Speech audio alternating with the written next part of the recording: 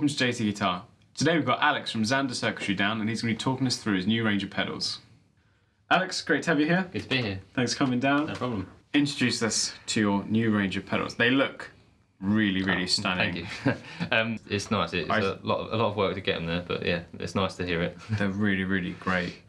If you're the kind of person who wants like either a fuzz or a delay or a reverb, but you don't want to commit to like a specific one that does a specific function, these are such a great option because you can, they're so versatile. You can create your own sound with any one of these pedals. I'm really impressed by them. I'm really looking forward to having a proper play through them. Cool. So basically the concept for near enough all of my pedals is to kind of take a singular sound or an idea and then take some of the pitfalls that people normally have with those circuits and make them adjustable, so you can actually, you know, if a certain pedal is really well liked but it has a huge mid scoop or it has far too much gain or it's too fizzy, it's then allowing people to dial that out so you can kind of get in the ballpark of the sound that you wanted but without any of the negatives. So saying that, starting with the one that the brand new pedal that hasn't had any previous versions before that, which is the Cranium, inspired by the Rat, the Proco Rat. It basically takes you got your standard level, tone and gain controls. The difference being with this one is you have a second gain control, switchable gain control, so you can set it for a kind of a low gain overdrive and then push it into, you know, switch it on with gain 2 sort of dialed up for really heavy distortion. 2 frequency controls which change 2 resistors in near the tone control that basically alter the frequency that is distorted, so you'll end up having, with them both dialed all the way clockwise, you'll end up with this really kind of high gain pushed mid-range, almost kind of cocked wah sound, especially when you start turning the gain down. And then the more you dial it back, kind of halfway is the kind of standard setting, and then all the way to the right, it will start to kind of drain some of the punchiness that the Rat's known for. On top of that, we take the clipping section, which is kind of where a lot of the sound comes from, especially across the different variations that have been released throughout the years, giving you options for germanium, silicon, red LED, MOSFET, transistor, and then no diodes, which basically turns it into a really high output overdrive. It kind of takes the gain down a bit, but you get a lot more level. So no longer square wave when you have it on 6. No, exactly. Yeah. So so even with like the gain all the way up, I mean, there's still a fair amount of gain, but it's just a lot less than you would if you were going through actually using the clipping diodes. So in layman's terms, this Cranium is inspired by the various versions of the Rat fuzz, which is a hugely popular, successful pedal. But you've got gain 2, so it's like a Rat with a boost or a second gain version. It literally swaps which gain control is being used in the circuit. So you could have like the gain, you could have it set for a rhythm volume, and then go to gain 2 for a lead maybe. Yes. Or if you wanted like a lo-fi, you could have the gain 1 super low and then go to gain 2 for your main gain sound.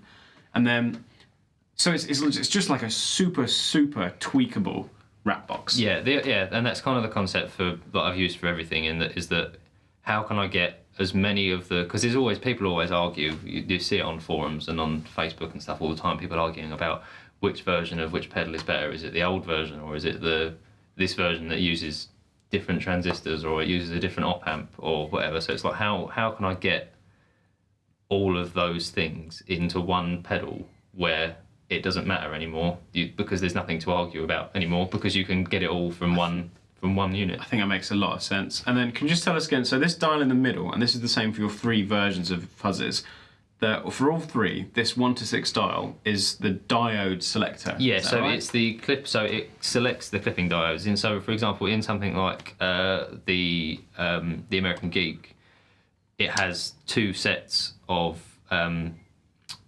clipping diodes. So the switch only affects the the second set. In the Cranium and the Cafetiere, there's only one set, so it's just altering those, and that's where you get such a drastic sound. But yeah, across all three of them, it uses the same clipping switch, which gives you germanium on 1, silicon on 2, red LED on 3, MOSFET on 4, transistor on 5, and then removes the diodes on 6. So where can people find out more about you and your products? Through basically all the social media channels, Facebook, Instagram, Twitter, or at zandercircuitry.co.uk. All links below.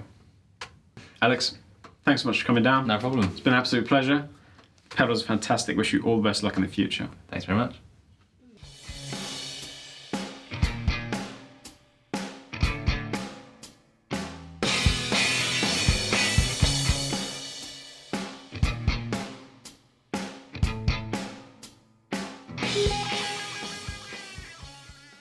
For the purposes of this demo, I'll be using my Japanese Fender 52 reissue Telecaster. I'm running into my Laney LC50 all-valve combo, which has a Celestion G12 100K speaker in it.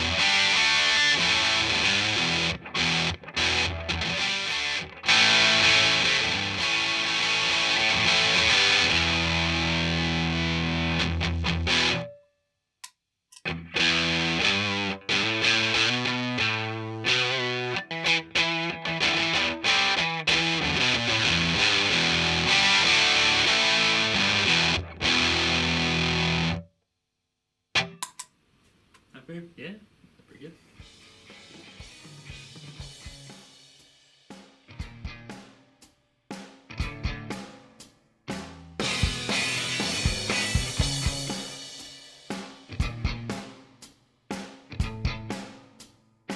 Yeah.